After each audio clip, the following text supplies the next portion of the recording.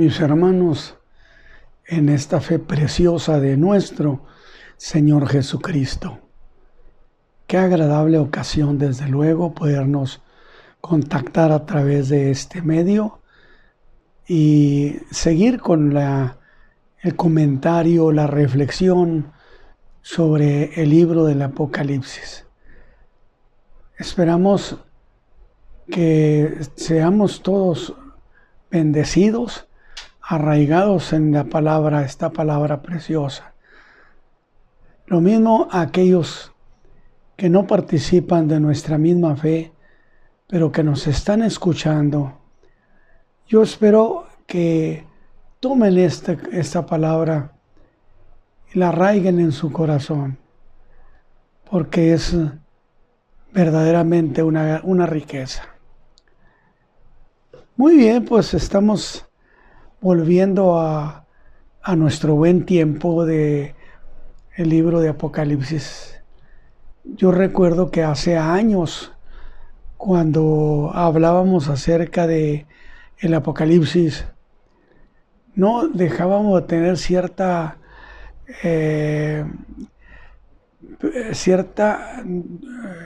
preocupación de que pudiéramos enseñar de manera apropiada la fe.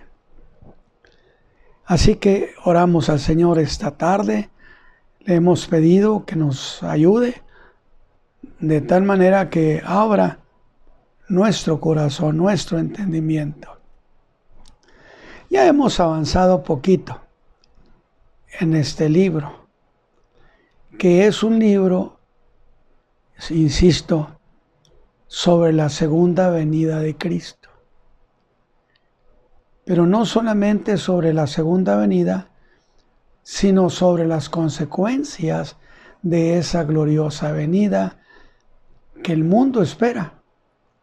Nosotros, la Iglesia, esperamos el arrebatamiento de la Iglesia. O sea, nosotros estamos pensando en que el Señor Jesús levante a su pueblo, levante a su Iglesia. El mundo podrá esperar o no esperar que el Señor Jesús vuelva de nuevo a visitar la tierra. No se les olvide que hemos dejado claro el capítulo 1, versículo 7 de Apocalipsis. Yo lo he utilizado constantemente.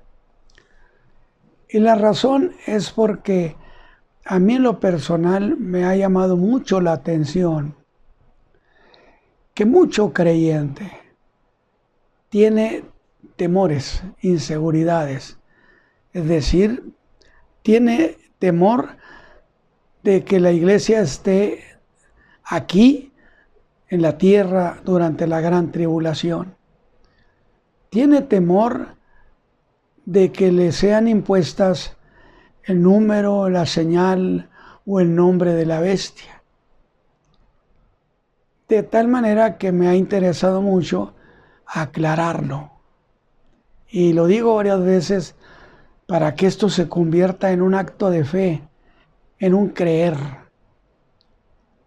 Yo les he dicho, no hay manera de que ni el diablo mismo le pueda poner a los creyentes el número, un chip con el número, el nombre o el sello. No existe esa posibilidad bíblicamente. ¿Por qué? Porque no se les olvide un detalle principalísimo, que Dios creó a la raza humana y le dio el derecho soberano, insisto, soberano, de querer o no querer, de aceptar o de rechazar. Lo que significa entonces que para que a alguien le pongan el sello o el número o el nombre, es porque lo aceptó. Porque eso, es más, ni siquiera la salvación es de esa manera.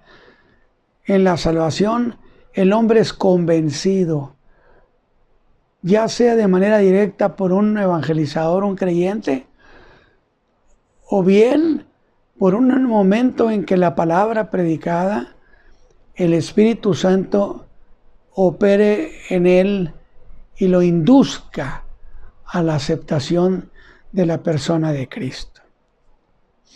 Entonces, ni el diablo mismo, hermanos, quítense esa idea, ni el diablo mismo podrá ponerles nada sin la autorización suya, porque este es un principio y es un privilegio con que Dios nos creó, es decir, nos creó con soberanía, que significa nos dio el derecho de querer o de no querer, de aceptar o de rechazar.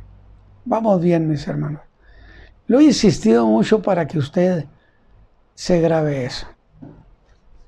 Pero, por otro lado, que la iglesia va a estar durante la gran tribulación. Si así fuera cierto, no debería ser para un creyente ser motivo de desconfianza. Pero no existe bíblicamente tal posibilidad. Y he estado haciendo énfasis constantemente. Y el capítulo 1, versículo 7 de Apocalipsis, que lo uso mucho, dice: he aquí que viene con las nubes y todo ojo le verá. Esto implica que cuando el Señor Jesús venga por la iglesia, será un hecho notorio y muy conocido. El mundo entero lo habrá de ver. Y los que lo traspasaron y todos los linajes de la tierra se lamentarán sobre él. ¿Qué le dice esto? Lo siguiente. Bíblicamente, según el apóstol Pablo en 1 Corintios 15, cuando el Señor venga por la iglesia, será en un abrir de ojo, en un instante, de tal manera que no habrá esa oportunidad de que medio mundo lo vea.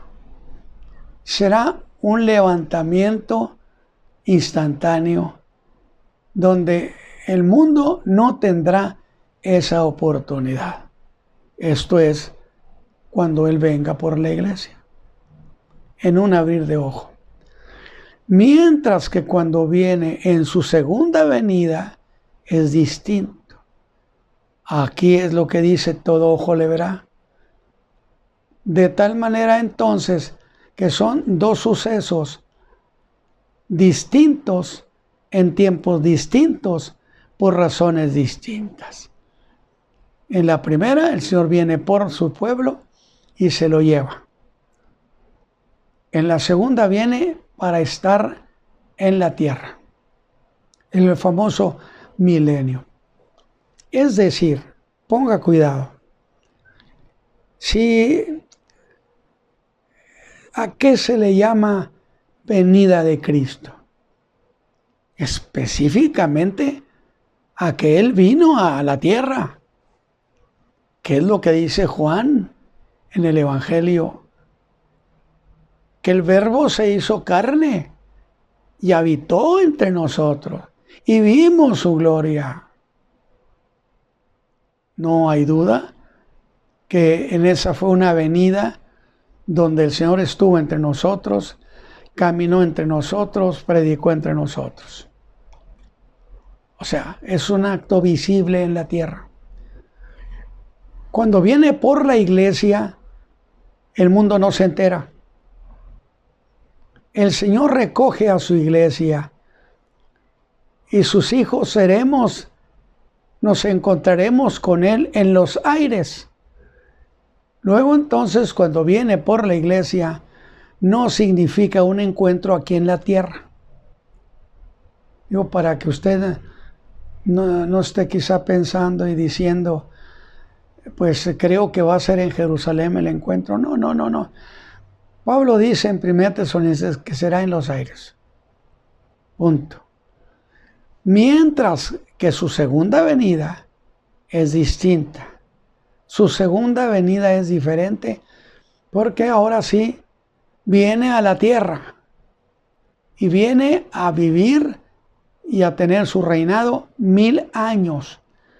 Entonces los dos casos son coincidentes porque en los dos casos, en su primera venida y en su segunda venida, estuvo entre nosotros. Cuando viene por la iglesia, sencillamente se lleva a la iglesia y nadie se enteró. Digo, quizás se diga que se enterarán por la ausencia de esos creyentes, indiscutiblemente. Entonces hemos estado insistiendo mucho en esa idea para que usted tenga confianza y enseñe a otros hermanos, a otra gente, a saber creer en Cristo, que su evangelio es confiable, que no tiene por qué andar a salto de mata usted. Por otro lado, el libro de Apocalipsis es precisamente el desarrollo de la séptima iglesia, de la semana 70. Es decir, el ángel le dijo a Daniel en el capítulo 9 de Daniel, 70 semanas están determinadas sobre tu pueblo y tu santa ciudad. Mira, las 70 semanas solo tienen que ver con Israel y con la santa ciudad. Entonces yo digo, caray, nada que ver entonces con la iglesia. ¿Correcto? Estas 70 semanas tienen que ver con tu pueblo y tu santa ciudad, que son Israel y el pueblo y Jerusalén. Pero se han cumplido 69 semanas. Y usted sabe y ha oído sin duda a los enseñadores que falta una por cumplirse. Y que esa que falta por cumplirse viene siendo en realidad lo que acontece en Apocalipsis.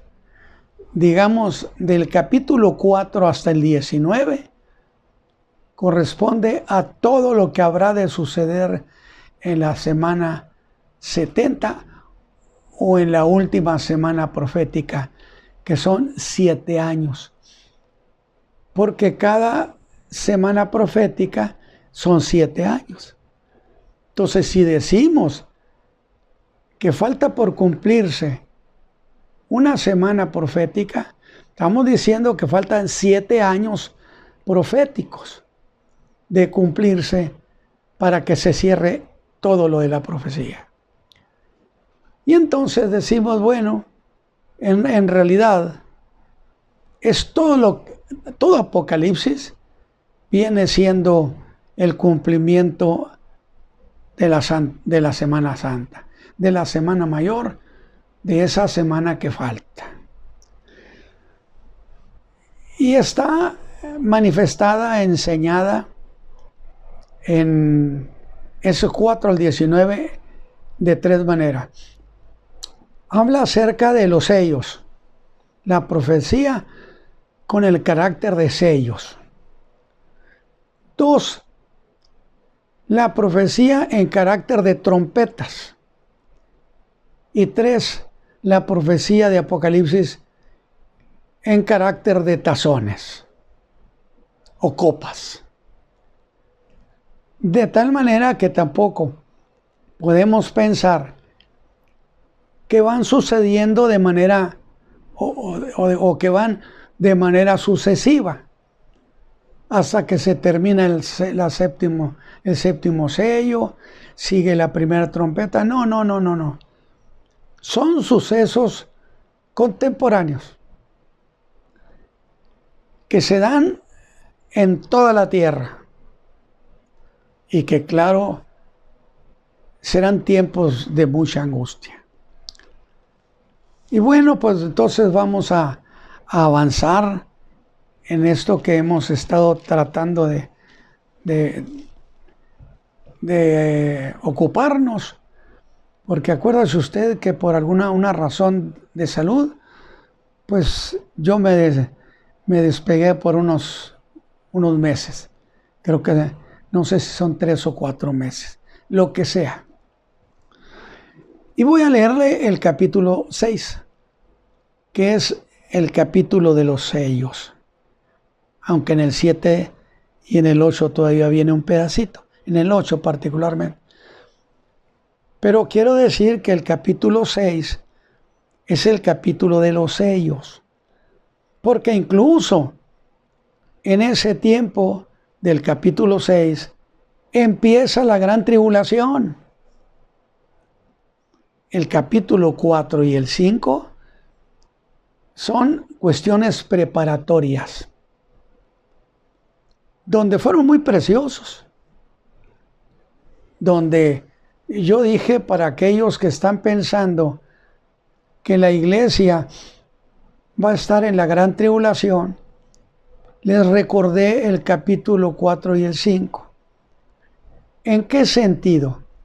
En que allí había quien cantaba un cántico de redención. Digno es el Cordero de recibir la honra y la alabanza. ¿Por qué? Porque nos has redimido para Dios con tu sangre, de todo linaje, de toda tribu y de toda lengua. Oiga, todavía no empezaba la gran tribulación, por así decirlo. Pero,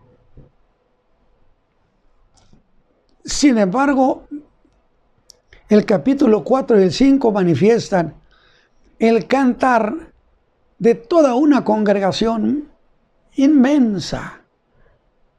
¿Que de dónde eran esos? Pues dice que de todo linaje, de toda tribu y de toda lengua. Yo tengo que decir, pues, eran gente que fue de aquí, levantado de la tierra. Porque de todo linaje, de toda tribu y de toda lengua, pues esos vivían aquí. Y ya no están aquí. Pero ¿quiénes son? Pues dice que son redimidos. ¿Quiénes somos los redimidos? La iglesia de Jesucristo. Entonces, la iglesia no está en el capítulo 6 donde empieza la gran tribulación. La iglesia está acá participando en adoración y alabanza al Señor. Entonces es muy importante tomar en cuenta esos detallitos finos. Me va a decir, pero aquí hay también otro grupo. Sí, son los ángeles. Estos no dijeron nos ha redimido, porque no tienen manera de decirlo. Porque los ángeles no son redimibles. Solo los seres humanos somos redimibles porque somos de una familia. El hombre es de una familia. Nos ha redimido. Y incluso el Génesis nos habla de esa genealogía, donde este fue de este, del otro, del otro, del otro. Entonces yo espero que usted haga diferencia. Dos cosas muy parecidas. Cantando algo que parecía sin serlo. Uno cantando nos ha redimido y venimos de allá de la tierra. Allá vivíamos. Pero el Cordero nos redimió. Entonces, está hablando de redimidos. Sí, gente salva. La iglesia, pues ¿quién más? Y el otro grupo son ángeles que no son redimibles y cantaban, es digno el Cordero. No dijeron porque nos ha redimido. Digno es el Cordero. ¿Por qué? Porque ha redimido a quienes, a nosotros. A los ángeles le cantaron solamente, fíjense usted, se lo voy a leer. dice así: digno eres de recibir honra y gloria y virtud, porque tú creaste todas las cosas y por tu voluntad tienen ser y fueron creadas. Pero hay otro versículo anterior, pero no está hablando de ninguna manera de que los redimieron, porque los ángeles no son redimibles.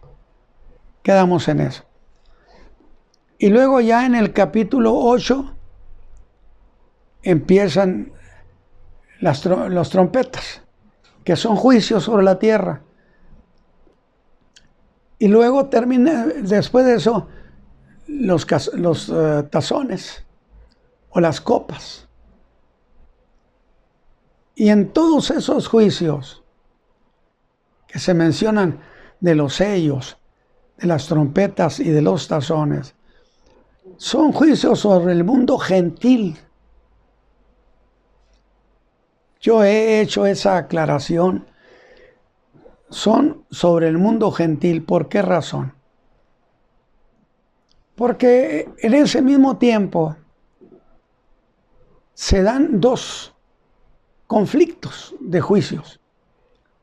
Uno, estos que se lanza, que Dios los ejecuta sobre las naciones, plural. Y por cierto, cuando diga naciones, se refiere a los gentiles, ¿eh? Cuando diga nación, se refiere a Israel. Qué interesante. Pero ese es un tipo de juicio sobre el mundo gentil. Pero hay un segundo problema, es decir, sobre el pueblo de Israel, que dice que será tiempo de angustia para Israel cuando nunca fue. Y entonces yo tengo que pensar, ¿acaso Israel está siendo castigado por Dios? No. Tengo que irme entonces al capítulo 12 de Apocalipsis. ¿Qué sucede ahí? Se lo dije alguna vez. Cristo levanta la iglesia. El Espíritu Santo se la entrega. Y la iglesia es llevada a su morada. Pero cuando levanta la iglesia, esto manifiesta una gran inconformidad de parte del diablo, que se levanta y se va para acusar a la iglesia. Y se hace lo que ya podemos llamar una especie de juicio de conducta a la iglesia. Y digo de esta manera porque sin duda usted me va a decir, hermano Ramos, pero aún nuestras leyes lo dicen. Nadie puede ser juzgado 2 veces por el mismo delito. Y la iglesia ya fue perdonada por Cristo, el que pagó nuestros pecados. ¿Por qué va a ser otro juicio? Es que ese juicio no lo hace el Hijo de Dios contra los creyentes. Sin embargo, aunque la iglesia haya sido perdonada, sin embargo, el diablo hace acusación contra los creyentes. Y entonces el Señor le da lugar para que acuse a los creyentes. Qué interesante. Y es cuando se va, Él también se va a donde está la iglesia con Cristo. Y dice Apocalipsis 12, que acusaba a la iglesia día y noche. ¿De que la acusaba? Pues yo digo lo siguiente, lo más lógico es pensar, oiga, sin duda el diablo se cargó todo un montón de expedientes de los hermanos. Por algo dice la Escritura, no deis lugar al diablo.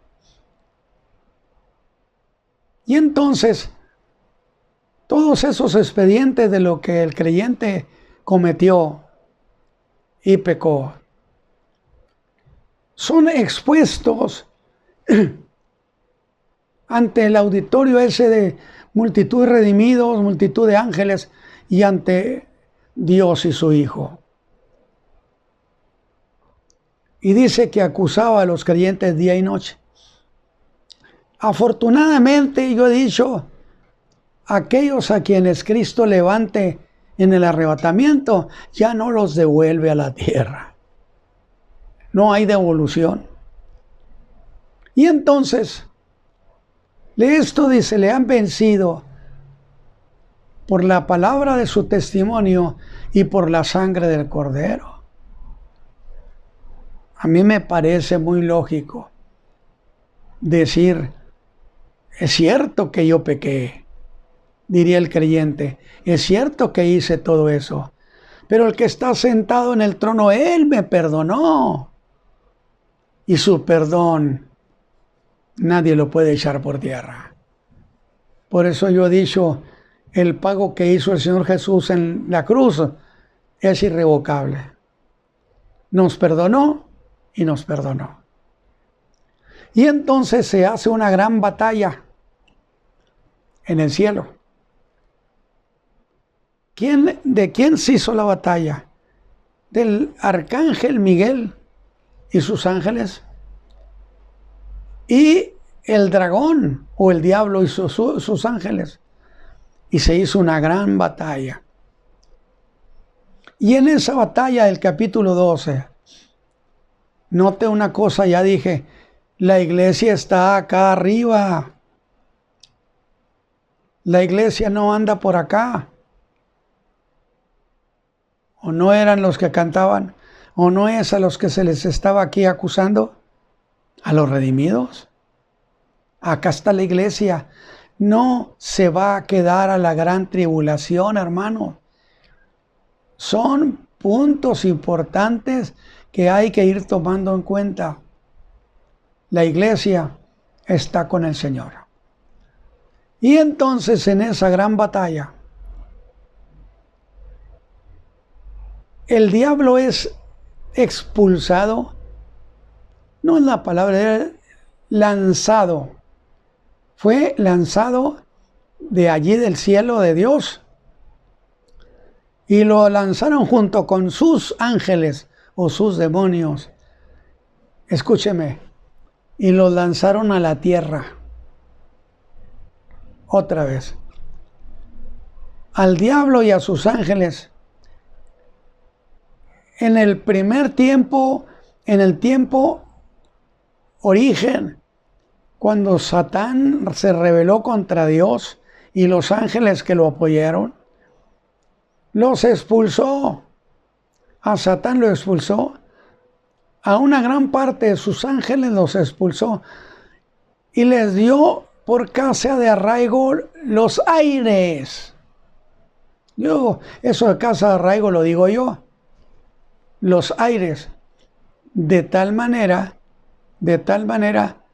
que es lo que Pablo dice, que no tenemos lucha contra carne y sangre, sino contra potestades, ¿sí? Señor de las tinieblas, en los aires. Ahí es donde ellos tienen su dominio. Y eso está muy probado por toda la Escritura.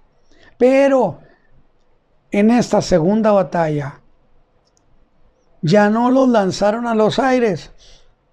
Dice textualmente que a Satán lo lanzaron a la tierra y que a los ángeles de él, los demonios, los lanzaron junto con él a la tierra. ¿Qué es lo que yo he dicho? Esta vez ya no hay casa de arraigo, los mandan entre la raza humana. Y qué lamentable será para los hombres tener que convivir con los demonios, que sin duda le han hecho creer que ellos son seres de un lugar del extraterrestre, de una dimensión muy grande, muy antigua, y que vienen a ayudarle a los hombres. No se la crea esa, porque esas mentiras no se propagan en el Evangelio. Grábese eso también.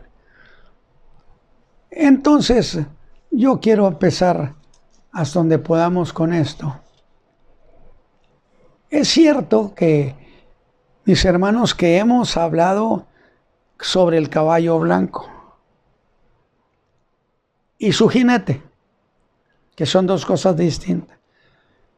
Uno representa algo y el jinete hace algo.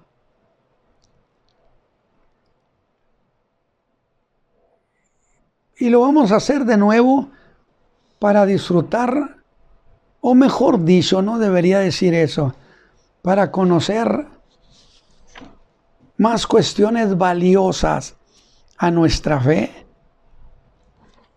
Y voy a leer el capítulo 6 de los versos 1 al 3. Quería haber leído todo el capítulo 6, pero voy a leer del 1 al 3 por lo pronto. Y miré, y aquí un caballo blanco, y el que montaba tenía un arco, y le fue dada corona, y salió vencedor. Fíjese bien, salió vencedor, le dieron corona,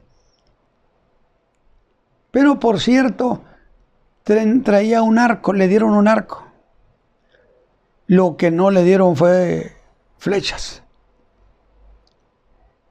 Y sin duda, será muy útil, mis hermanos, saber en qué consistieron sus victorias. Digo, porque si la Biblia lo menciona proféticamente como un ser que tuvo victoria, pues yo creo que conviene saber en qué consistieron sus victorias.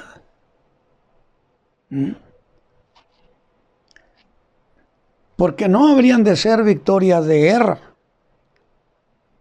Porque hasta aquí donde se habla de ese líder y del caballo blanco, no se tiene noticia de que haya propiciado o animado alguna guerra contra nadie, ni que haya ordenado guerra a otra gente.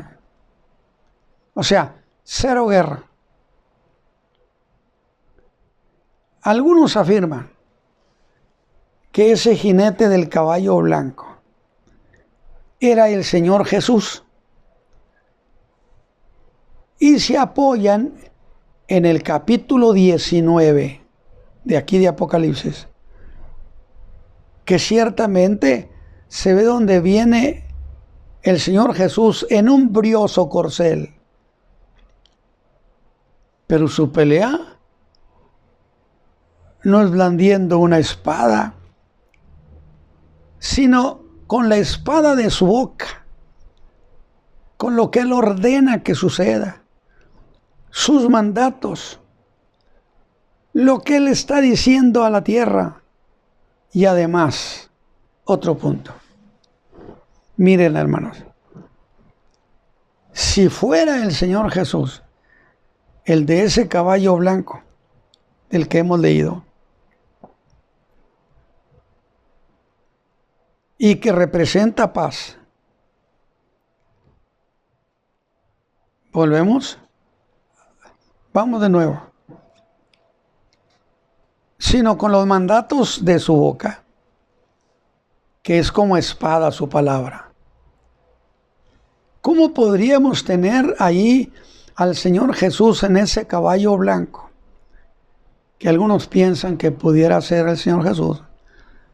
Y el Señor Jesús estando allí, aquí, en ese mismo tiempo, se diera la presencia y la actividad de los demás activistas de la maldad, como es el del caballo negro, el caballo bermejo, el caballo amarillo.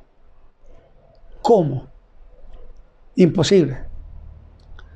Entonces, por 1000 razones, no se justifica que se le atribuya ser ese del caballo blanco, se le atribuye al Señor. Pero volviendo al del jinete del caballo blanco, que evidentemente no es el Señor Jesús, porque si esa paz fuera la paz que Cristo está dándole a la tierra, entonces sería la paz de Dios. Y nadie podía quitarse esa paz. Cuando que el del caballo rojo y ordenó que le quitaran la paz. ¿Cómo iba a hacer eso con el Hijo de Dios? Consecuentemente, hay muchas razones para descartar eso. Porque si esa fuera la paz del Hijo de Dios, nadie podía quitarle su paz para imponer la guerra. Por lo demás, el caballo blanco es la imagen del no conflicto, del no a la guerra. Usted va a decir, pero ese jinete traía un arco. Ciertamente, mi hermano, pero no con flechas. Sin embargo, el hecho de que trajera un arco y no trajera flechas no dejaba de manifestar cierta posibilidad de conflicto. Es decir, tengo el arco, no tengo flechas. ¿Me las dan? ¿Me traen flechas? Por eso dije, aun trayendo ese arco, no deja de manifestar la posibilidad de conflicto. Le estamos poniendo un nombre a las cosas, posibilidad. Que por supuesto, de ninguna manera podemos aceptarlo por contexto bíblico, por contexto doctrinario, profético. No podemos aceptar que ese jinete del caballo blanco es el Señor.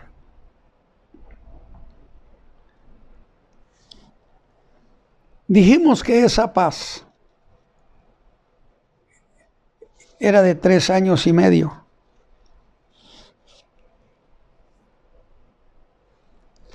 Una paz que disfrutó la tierra, pero que hemos aclarado que no era la paz de Dios. Para que no vaya usted a pensar, mire hermano, ahí está la paz. Pero no era la paz de Dios.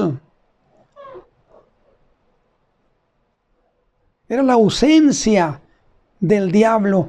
¿O acaso no quedamos que la Biblia nos dice que anda allá en el capítulo 12 y que está acusando a los creyentes?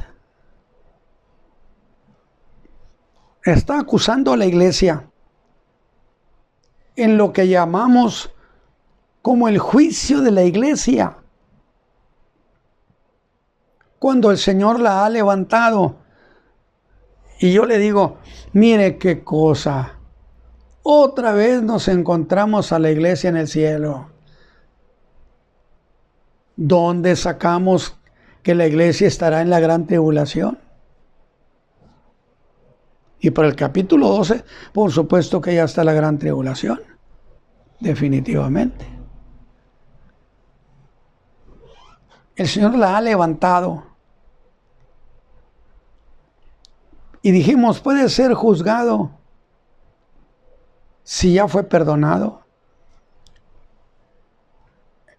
En realidad, en relación a la iglesia,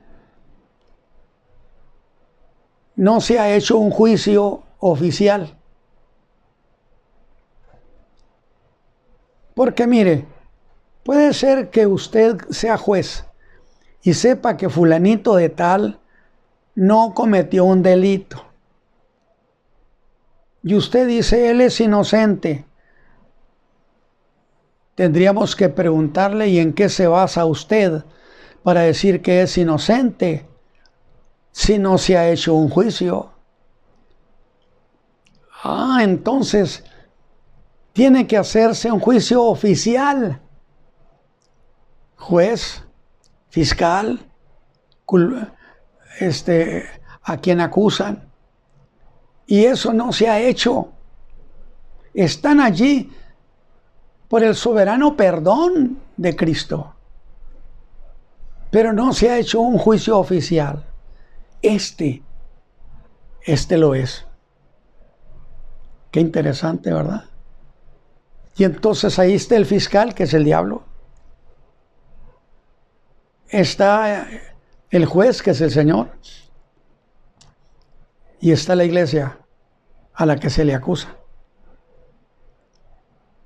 De tal manera que en este juicio la iglesia fue vencedora. Lo declararon oficialmente: te han vencido por la sangre del Cordero y la palabra de su testimonio, y vas para afuera. Entonces, este juicio ya no puede ser repetido, porque a nadie se le juzga dos veces por el mismo delito. Qué bonito detalle, ¿no?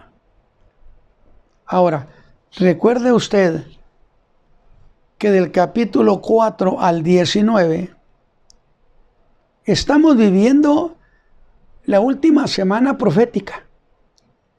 O sea, se están cumpliendo las 70 que el ángel le dijo a Daniel que iba a pasar. Pero al mismo tiempo se está cumpliendo la que faltaba, que son 7 años. Entonces estoy diciendo que este tiempo de la gran tribulación, que implica el juicio, que implica esa semana profética, entonces nos vamos a decir con toda claridad: esta última semana profética se divide en 2 tiempos. El primero, un tiempo por 3 años y medio, donde está visible el caballo blanco de una supuesta paz. Pero ese tiempo de 3 años y medio se termina, porque voy a hacer aquí una precisión. Es que a veces se dice 7 años de gran tribulación. No será así. 3 años y medio son de paz. Y 3 años y medio sí son de gran tribulación. Para que usted tenga eso en mente. Y luego se da un segundo tiempo de otros 3 años y medio. A estos 3 años y medio sí se le llama la gran tribulación. Pero note una cosa: a esta persona que estaba en el caballo blanco, dice que le fue dada una corona, y eso se le da solamente a los vencedores o a los conquistadores. Desde luego que tenemos que decir, si en los 3 años y medio él fue vencedor, pues ¿vencedor de qué? ¿Qué clase de conquistas? Escúcheme y grábesela. Necesariamente son conquistas y victorias geopolíticas. Mire, donde yo hice una aclaración. ¿Cómo es el líder que es el anticristo? Va a tener oportunidad, va a visitar casa por casa en el mundo. Sería ilógico pensar eso. Él es un ser estratégico. Pero sí podemos reducir las cosas a lo siguiente. Todas las naciones de la tierra tienen quien los represente. Nosotros tenemos aquí a nuestro presidente. Y nos representa porque con nuestro voto le dimos autoridad y autorización. ¿Qué le parece si este líder hace una labor de conquista con todo el liderazgo de las naciones? Y estos le dan su aprobación. Como las naciones le dieron su aprobación y su voto, entonces ese líder adquiere el derecho de gobernar. Sí, porque usted me puede decir, sí, pero no todas le dieron si usted le dio autorización a su líder nacional, lo que él autorice es autorización legal. ¿O no cree usted que el anticristo va a andar perdiendo tiempo? Entonces, ¿será un movimiento mundial? ¿Que cómo lo hará? Pues mire, Daniel 8:24 habla de eso.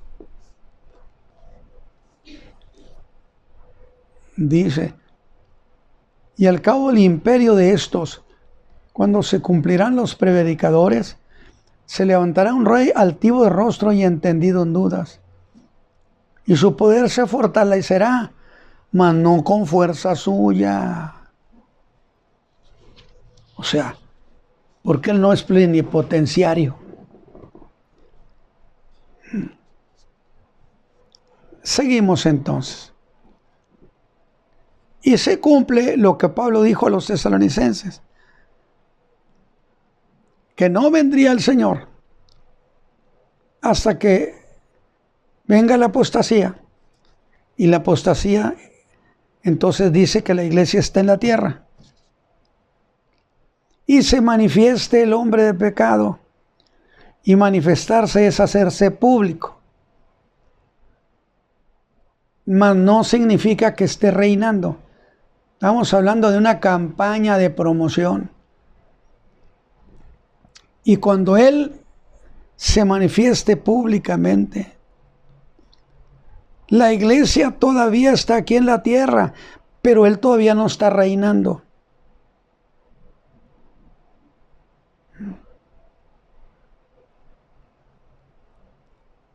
Entonces no olvide esto, por favor, que le voy a decir. La iglesia está todavía en la tierra y conocerá la manifestación del anticristo. Y a lo mejor hasta lo conocerá. Pero la iglesia ya no estará cuando el anticristo establezca su gobierno. La iglesia es levantada. Por lo tanto, cuando Él esté gobernando y que es consistente con la gran tribulación, la iglesia ya no está aquí. Estuvo en el tiempo en que Él se manifestó, se dio a conocer. Va conmigo, mi hermano. Definitivamente. En esos 3 años y medio, fíjese lo que le voy a decir. En la tierra va a haber muchas manifestaciones de la naturaleza. En el cielo también. Que cuando suceden en nuestro tiempo, normalmente se llega a decir, son señales que el Señor Jesús viene por la iglesia. No. De ninguna manera son señales de que viene por la iglesia. Las 2 señales de la iglesia son la apostasía y la manifestación del hombre de pecado. Pero esto de que la luna y el sol y las estrellas, lo que usted quiera, son manifestaciones exclusivas de la segunda venida de Cristo. ¿Ve cómo estamos separando las cosas? Estos 3 años y medio habrá muchas manifestaciones de la naturaleza y en los cielos. Bueno, mire, eso lo dice Mateo 24. Aquí la tengo a la mano.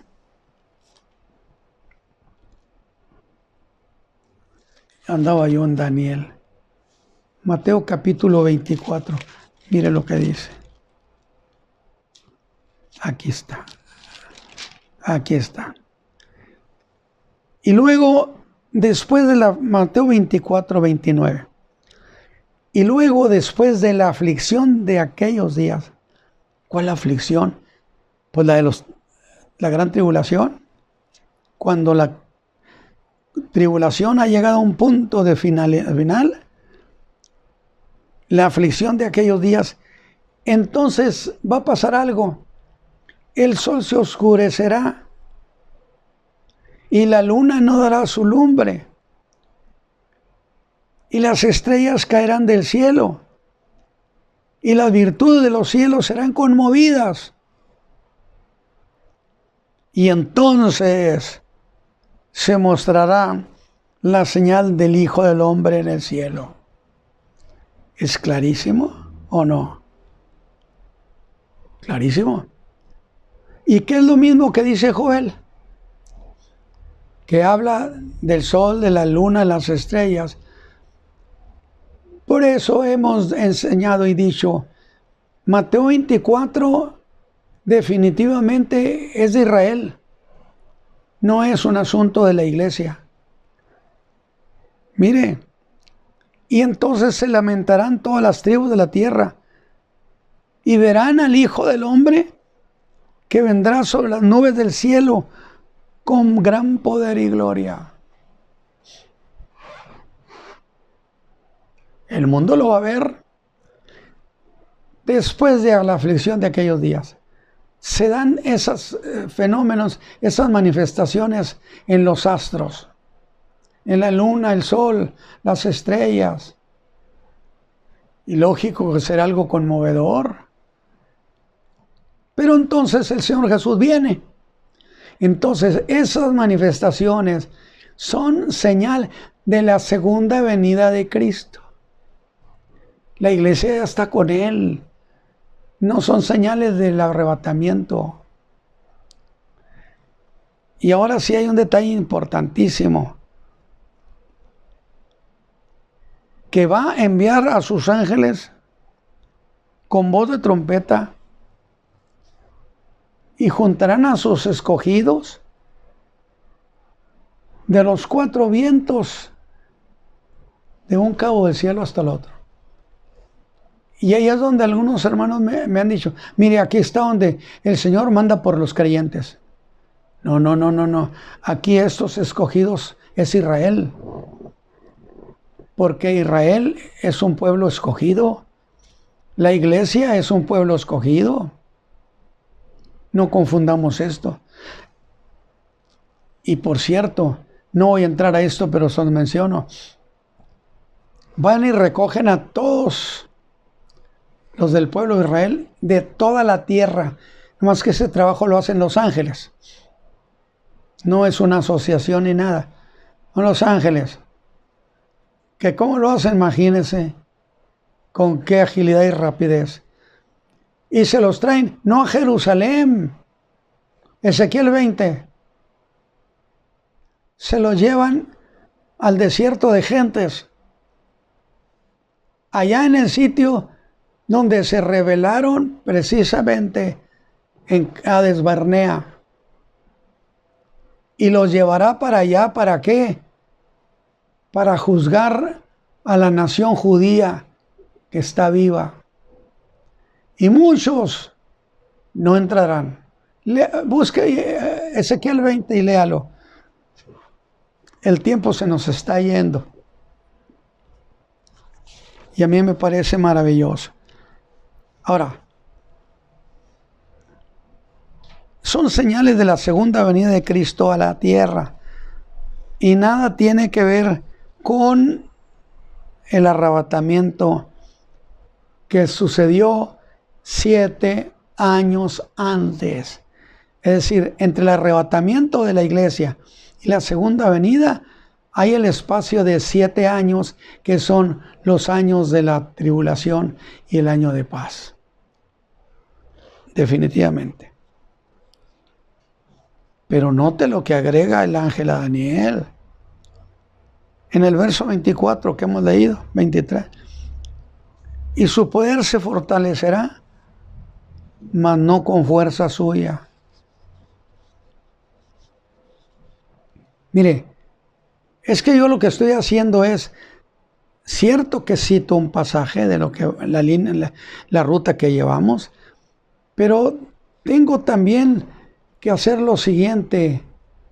Tengo que compararlo con otros pasajes para poderlo encuadrar definitivamente. ¿Vamos bien?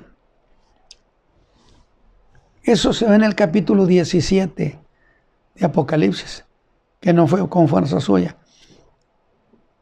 Porque una mujer, que es la ramera del mundo, de la Gran Babilonia, iba montada en la bestia, lo que significa que esa mujer no va a reinar en el mundo, pero sí va a significar que se monta en la bestia, que se monta en el gobierno del anticristo, que tiene participación.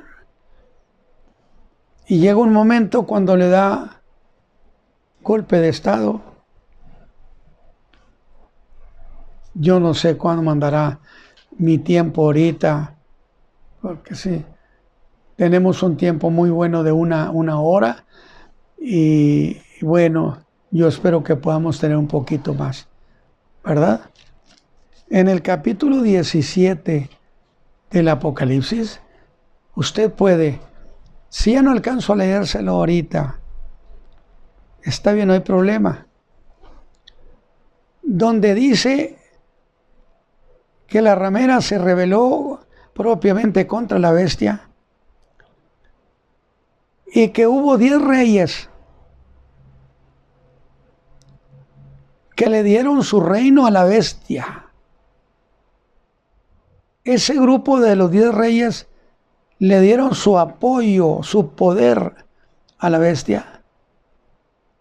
Oiga, discúlpeme, entonces no era autónoma. Si es que el anticristo no es todopoderoso. Lo vamos a tratar entonces en la otra clase, más claramente.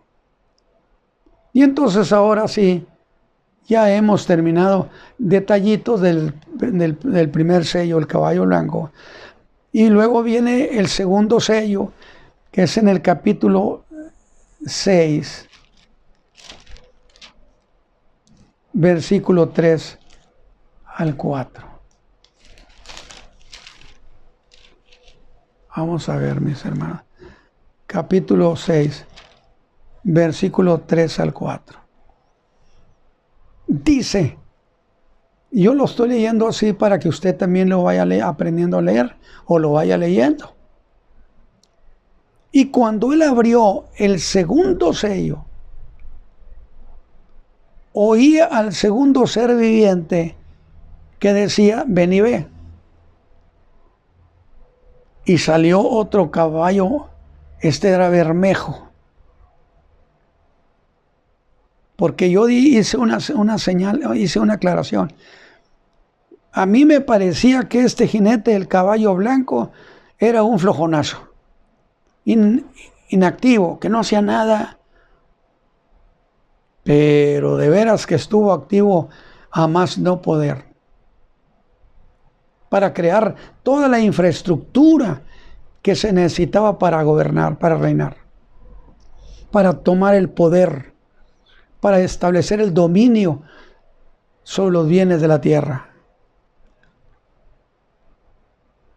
Y al que estaba sentado sobre él, ese caballo bermejo, le fue dado el poder de quitar la paz de la tierra y que se maten unos a otros.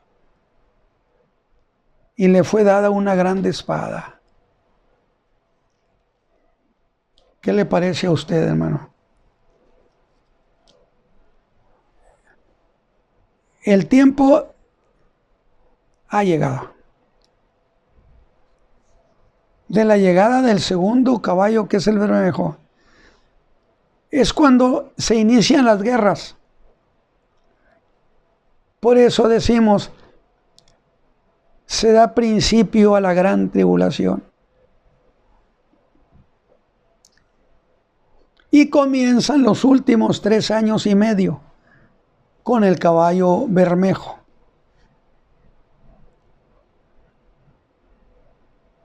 De tal manera comienzan esos 3 años y medio. Y de lo que pase tiene que ver con la segunda venida. Pues son señales de la segunda venida y que coinciden con Mateo 24 y con Joel 2. Pero déjeme ir a Mateo 24, por favor.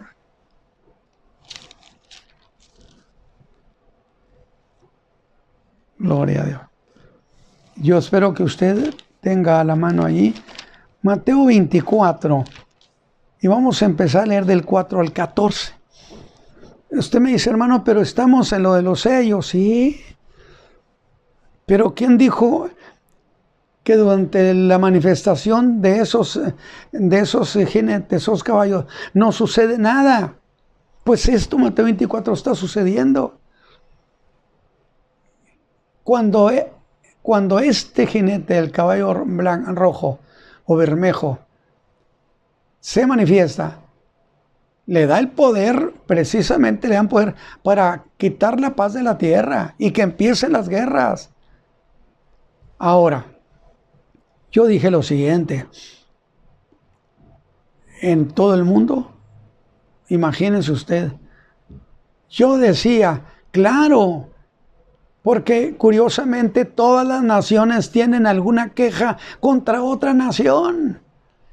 Es histórico eso. Y entonces si hay alguien astuto, capaz de prender la mecha, por supuesto que incendia el mundo con guerras. Y nación contra nación. Pero no solo eso.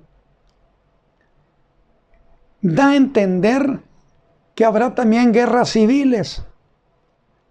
Y las guerras civiles son guerras entre gente de la misma nación.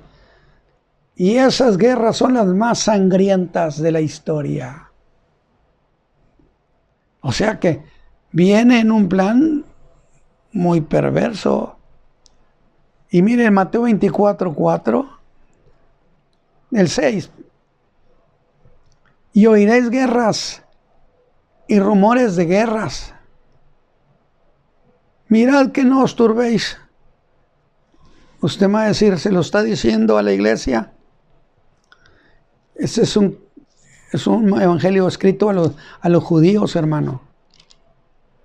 No se turben, porque es menester que todo esto acontezca. Mas aún no es el fin. Porque se levantará nación contra nación. Dígame, ¿quién anda atizando la leña? Pues el caballo bermejo, a cargo del anticristo. Y ahora pestilencia y hambres y terremotos por los lugares. Por eso le dije, no nomás es la guerra y se termina. No. La guerra causa hambre. La guerra causa que la economía se destruya. Y la guerra causa las muertes y la pestilencia. Y el hambre. Y todas esas cosas, dice el Señor Jesús, principio de dolores. Entonces os entregarán para ser afligidos y os matarán. Y seréis aborrecidos de todas las gentes por causa de mi nombre.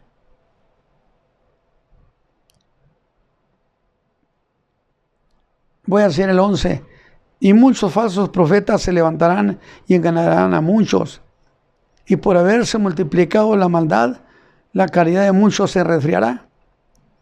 Mas el que perseverara hasta el fin será salvo. ¿Salvo de qué? Como yo fui salvo, ¿usted es salvo? No, pues salvo de lo que está pasando. Y mire el 14, ahí le va.